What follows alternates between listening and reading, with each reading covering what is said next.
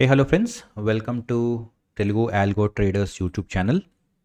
Friends, ఈరోజు మనం ఒక వెరీ ఇంపార్టెంట్ టెక్నికల్ గ్లిచ్ గురించి డిస్కస్ చేసుకోబోతున్నామండి. ఈరోజు బీఎస్సీలో వచ్చిన టెక్నికల్ ఇష్యూ వల్ల కొన్ని వందల వేల మంది ఇవాళ డబ్బులు పోగొట్టుకున్నారండి. ఆల్మోస్ట్ కొంతమంది అయితే లక్షల్లో పోగొట్టుకున్నారండి. ఓకే, కొంతమంది ఈవెన్ 20-30 లక్షలు పోగొట్టుకున్న కేసులు కూడా ఇవాళ మనకి కనిపిస్తున్నాయండి. సో ఆ మేజర్ టెక్నికల్ గ్లిచ్ ఏంటి, అసలు దేనివల్ల వచ్చింది, అండ్ ఇలా గ్లిచెస్ వచ్చినప్పుడు మనం ఏం చేయాలి? ఓకే, నేను కూడా పర్సనల్గా ట్రేడ్ చేస్తాను, మీకు తెలుసు. జీరో డీటీలో ట్రేడ్ చేస్తాను నేను. ఇవాళ నాకెంత లాస్ వచ్చింది, లేకపోతే మనం ఒకవేళ కనుక తప్పించుకుంటే ఎట్లా తప్పించుకుందాం, ఇవన్నీ మనం డీటెయిల్డ్గా డిస్కస్ చేసుకుందామండి. అండ్ డిస్కస్ చేసుకునే ముందు మీకు తెలుసు కదా, ఇన్ కేస్ ఒకవేళ మీరు ఈ ఛానల్కి సబ్స్క్రైబ్ అవ్వకపోతే సబ్స్క్రైబ్ అవ్వండి, బెల్ ఐకాన్ మీద క్లిక్ చేయండి. ఎందుకంటే ఇలాంటి డీటెయిల్స్ అనేవి మీకు చాలామంది చెప్పరండి, కానీ మన ఛానల్లో మనం ప్రాబ్లం ఎందుకు వచ్చింది, ఎట్లా తప్పించుకోవాలనేది కూడా డిస్కస్ చేస్తాం. సో ఫ్రెండ్స్, ఫస్ట్ మనం ఒక్కసారి చూద్దామండి. ఇవాళ ట్విట్టర్లో కనుక మీరు చూస్తే చాలామంది యూజర్స్ జెరోదాని క్వశ్చన్ చేయడం జరిగిందండి. ఎందుకు ఇట్లా వచ్చింది, ఏంటి ప్రాబ్లం అని చెప్పి. మీరు ఇక్కడ చూడొచ్చు, ఈ క్లయింట్కి 15 lakh రూపీ లాస్ వచ్చిందండి. ఓకే, మనం ఇందులోకి వెళ్దామండి. 15 lakh రూపీ లాస్ వచ్చింది. అండ్ ఇక్కడ మీరు చూడొచ్చు, ఇంకొక క్లయింట్కి 19,000 రూపీస్ దాకా వచ్చింది. ఆర్ ఇక్కడ చూస్తే కనుక ఈ క్లయింట్కి +2,22,000 నుంచి -1,67,000కి లాస్ వెళ్ళింది. సో చాలామంది అండి, న్యూమరస్ కంప్లైంట్స్ అనేది మీరు చూడొచ్చు. ఒక పోస్ట్లో అయితే నేను చూశాను, మార్నింగ్ అతనికి 30 lakhs దాకా కూడా అతనికి లాస్ రావటం జరిగిందండి. ఓకే, సో దేనివల్ల యూజర్స్కి ఇట్లా వచ్చింది, జెరోదాని అందరూ ట్యాగ్ ఎందుకు చేశారనేది ఒకసారి మనం చూద్దాం. యాక్చువల్గా ఈ ఇష్యూ జెరోదాలో రాలేదండి. ఓకే, ఈ ఇష్యూ దేనివల్ల వచ్చింది అంటే బీఎస్సీ ఎక్స్చేంజ్ లెవెల్లో ప్రాబ్లం ఉంది. కాకపోతే చాలామంది జెరోదాలో ట్రేడ్ చేస్తారు కాబట్టి జెరోదాని మార్క్ చేశారు. ఎందుకంటే వాళ్ళు ఏమనుకున్నారంటే ఇది జెరోదా ఇష్యూ అనుకున్నారు. అండ్ ట్రేడ్ చేసేటప్పుడు ఎర్రర్ వచ్చిందండి, due to technical issue at exchange trading is temporary and available అని.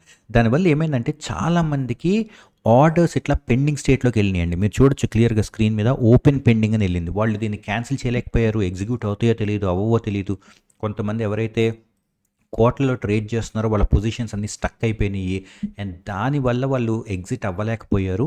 అండ్ బికాస్ ఆఫ్ దాట్ కొన్ని లక్షల రూపాయల లాస్లు కూడా చాలామందికి వచ్చినాయి అండి. ఇవాళ ట్రేడింగ్లో చిన్న ట్రేడర్స్ తగ్గించి పెద్ద ట్రేడర్స్ దాకా లాస్లు వచ్చినాయండి. అండ్ జెరోదా వాళ్ళు క్లియర్గా ప్రతి ఒక్కళ్ళకి రిప్లై ఇవ్వడం జరిగింది. ఇట్లా ఇష్యూ మా దగ్గర కాదు, ఎక్స్చేంజ్ లెవెల్లో అంటే బీఎస్సీ లెవెల్లో ఈ ఇష్యూ వచ్చింది అని చెప్పి క్లియర్గా చెప్పటం జరిగిందండి ఇవాళ.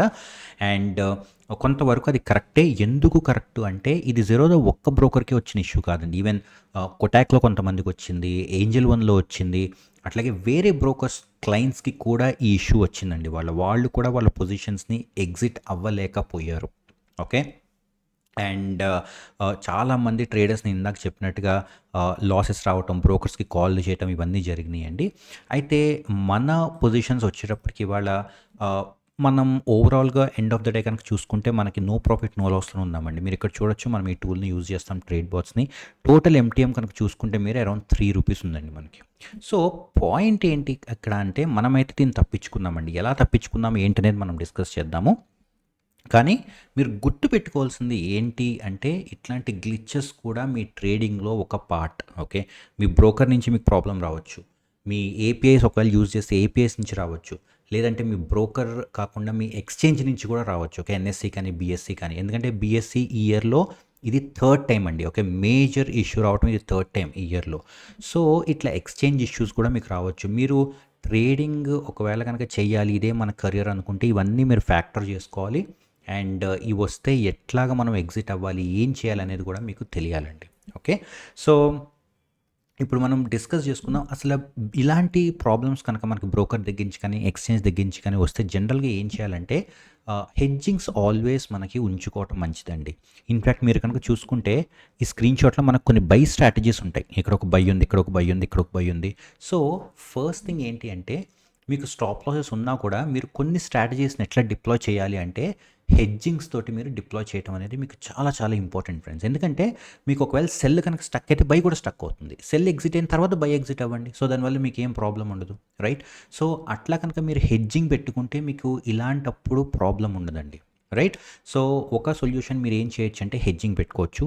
అండ్ సెకండ్ సొల్యూషన్ ఏంటి అంటే, నేను ఎప్పుడైనా సరే స్ట్రాటజీస్ అన్నిటిని ఒకే టైంలో డిప్లాయ్ చేయను. ఎందుకంటే మనకి ఈ స్పైక్స్ కానీ, లేకపోతే టెక్నికల్ గ్లిచెస్ కానీ ఎక్కువసేపు ఉండవండి. జస్ట్ ఒక 10 మినిట్స్, 20 మినిట్స్ ఉంటుంది.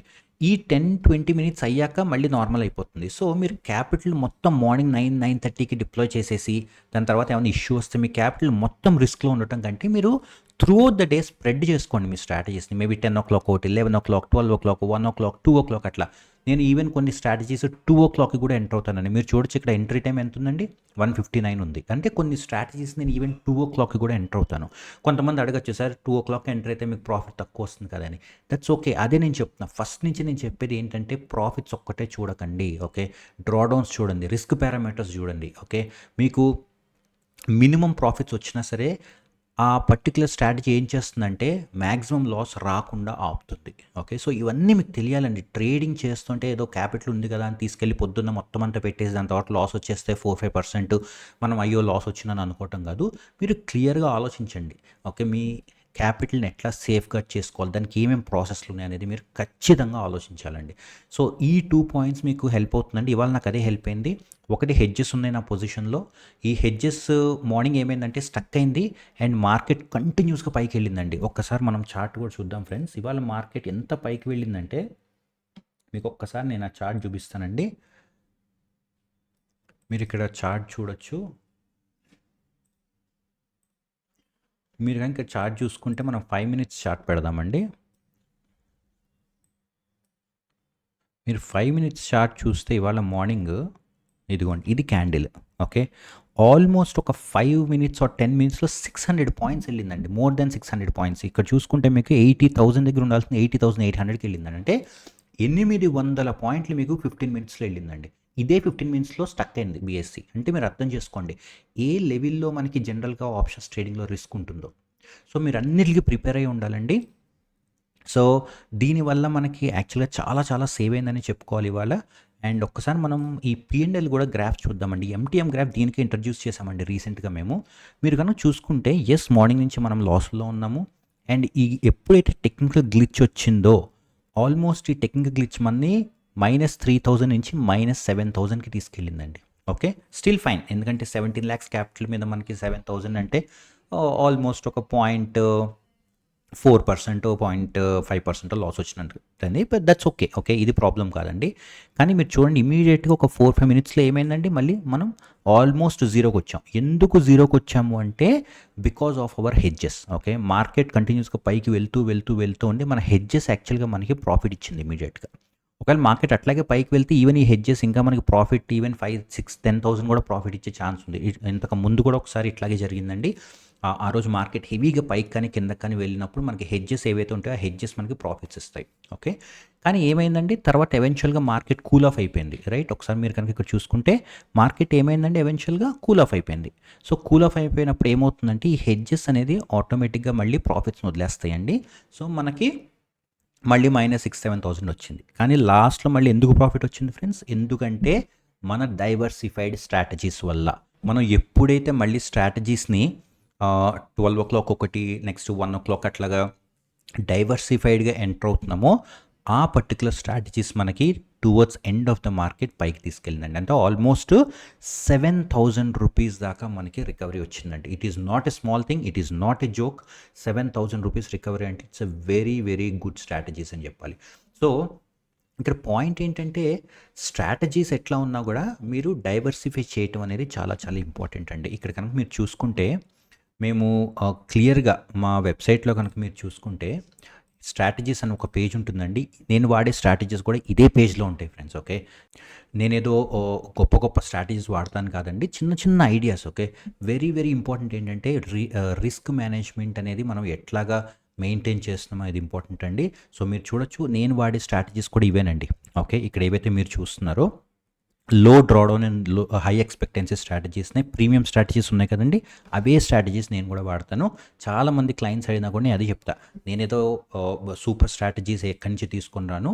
కాకపోతే కొంచెం మనం అనలైజ్ చేసి మా టీమ్ ఏం చేస్తుందంటే రీసెర్చ్ చేసి లో డ్రాడౌన్ ఉన్న స్ట్రాటజీస్ ఏవైతే ఉంటాయో మేము దానికి ఫస్ట్ ప్రిఫరెన్స్ ఇస్తామండి. అవే స్ట్రాటజీస్ మేము ఇక్కడ బ్లాగ్‌లో కూడా పెడతాము. సో, మేమేవి ఫాలో అవుతామో అవే స్ట్రాటజీస్ ఇక్కడ కూడా ఉంటాయి. ఓకే. సో, దానివల్ల మనకేమైందంటే ఇవాళ పీ&ఎల్ చూడొచ్చు మంచి రికవరీ వచ్చింది. అండ్ మనం ending 3 rupees or no profit no లాస్లో మనం ఎండ్ అవ్వటం జరిగింది ఫ్రెండ్స్. ఓకే, సో 2 థింగ్స్ గుర్తుపెట్టుకోండి. ఒకటి హెడ్జింగ్ ఉండాలి మీకు ఎప్పుడు. సెకండ్ థింగ్ ఏంటి అంటే మీకు డైవర్సిఫైడ్ స్ట్రాటజీస్ ఉండాలి. అండ్ థర్డ్ పాయింట్ కూడా ఒకటి చెప్తానండి, మీ ఎగ్జిక్యూషన్ టూల్ కూడా వెరీ వెరీ ఇంపార్టెంట్ ఫ్రెండ్స్. ఇవాళ మార్నింగ్ మనకు కూడా టెర్మినల్లో స్టాప్ లాసెస్ యాక్చువల్గా రిజెక్ట్ అయినాయండి. అది అందరికీ అవుతుంది, ఎందుకంటే ఎల్బీపీ అని ఒక కాన్సెప్ట్ ఉంటుందండి, లిమిట్ ప్రైస్ ప్రొటెక్షన్ అని చెప్పి. దానివల్ల మనకు కూడా అయింది. కానీ ఇమీడియట్గా ఈ టూల్ ఏం చేస్తుందండి, నెక్స్ట్ 2-3 సెకండ్స్లో ఆటోమేటిక్గా బ్యాకప్ ఎస్ఎల్ అని ఒక కాన్సెప్ట్ మనకు మన టూల్స్లో ఉంటాయండి. ఎప్పుడైనా మెయిన్ స్టాప్ లాస్ క్యాన్సిల్ అయితే ఆటోమేటిక్గా బ్యాకప్ ఎస్ఎల్స్ ఏం చేస్తాయంటే మార్కెట్లో ఎగ్జిక్యూట్ చేసేస్తాయి. అలా ఎగ్జిక్యూట్ చేయడం వల్లే మనది 7,000 రూపీస్లో ఆగిందండి.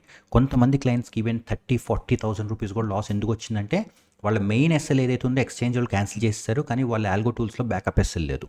సో మీ ఎగ్జిక్యూషన్ టూల్స్ కూడా చాలా చాలా ఇంపార్టెంట్ అండి. అవి ఎట్లా బిహేవ్ చేస్తున్నాయి, ఎట్లా యాక్ట్ చేస్తున్నాయి ఎమర్జెన్సీస్లోని కూడా మీరు చూసుకోవాలి, రైట్? సో ఇవి ఫ్రెండ్స్ ఈరోజు మనకు 3 లెర్నింగ్ పాయింట్స్. ఒకటి హెడ్జింగ్ కంపల్సరీ ఉండాలి. సెకండ్ది డైవర్సిఫై చేసుకోండి స్ట్రాటజీస్. మీకు ఒకవేళ కావాలంటే మీరు ఇక్కడ బ్లూ చిప్ ఆల్గోస్ వెబ్సైట్కి రండి, వస్తే ఇక్కడ మీకు స్ట్రాటజీస్ అండ్ పేజ్ ఉంటుంది, మిమ్మల్ని బ్లాగ్కి తీసుకెళ్తుంది. ఇక్కడ మీకు అన్ని స్ట్రాటజీస్ ఉన్నాయండి, free strategies, paid strategies. And third point ఏంటి అంటే మీ ఎగ్జిక్యూషన్ టూల్ కూడా చాలా చాలా ఇంపార్టెంట్ అండి. మన దగ్గర ఎగ్జిక్యూషన్ టూల్స్ ఉన్నాయి. ఇన్ కేస్ ఒకవేళ మీకు కావాలి అనుకుంటే కనుక నేను వాడేదైతే ఈ ట్రేడ్ బాట్స్ డెస్క్టాప్ అండి. Very high accuracy and very fast, very super స్పీడ్లో రన్ అవుతుందండి. సో ఈ ట్రేడ్ బాట్స్ డెస్క్టాప్ అనే టూల్ మనం యూజ్ చేస్తాం. సో ఈ 3 అనేది మీకు లెర్నింగ్ పాయింట్స్ అండి. మీరు ఏ ఆల్గో టూల్ అయినా యూజ్ చేయండి, కానీ అవన్నీ అడగండి మీరు, బ్యాకప్ ఎస్ఎల్ ఉందా, ఎమర్జెన్సీస్లో ఇది ఎలా వర్కౌట్ అవుతుంది, ఓకే అనేది మీరు చెక్ చేయండి కంపల్సరీగా. ఓకే, సో అదండి ఈ రోజుకైతే. ఇలాంటి ఎక్స్చేంజ్ ప్రాబ్లమ్స్ మనకి రావచ్చు, చాలామంది పోగొట్టుకున్నారు. మరి వీళ్ళందరూ క్లయింట్స్ అయితే సెబీలో రిజిస్టర్ చేస్తున్నారు కంప్లైంట్స్ సెబీ స్కోర్స్లో, కానీ వాళ్ళకి రిఫండ్ వస్తుందా లేదా, ఎక్స్చేంజ్ వాళ్ళు రిఫండ్ ఇవ్వడం అనేది ఈ రోజు వరకు జరగలేదు. సో మరి ఇప్పుడు బిఎస్సి వాళ్ళు రిఫండ్ ఇస్తారా లేదా అనేది మనం వెయిట్ చేసి చూడాలి. ఓకే, సో ఐ హోప్ మీకు ఇప్పుడు అర్థమైందండి ఇలాంటి రిస్కీ ఆర్ ఎమర్జెన్సీ సిచ్యుయేషన్స్లో ఎట్లా డీల్ చేయాలి అని. మీకు ఒకవేళ డౌట్స్ ఉంటే కింద కామెంట్స్లో పెట్టండి. ప్లీజ్ నేను మళ్ళీ చెప్తున్నా, షేర్ చేయండి ఇలాంటి వీడియోస్, సో దట్ మీకు వేరే ట్రేడర్స్ ఎవరైనా ఉంటే వాళ్ళకి హెల్ప్ అవుతుందండి మన తెలుగు వాళ్ళ కోసం. మీకు కనుక నచ్చినట్టయితే లైక్ కొట్టండి, షేర్ చేయండి. And thank you so much for watching. Have a great day.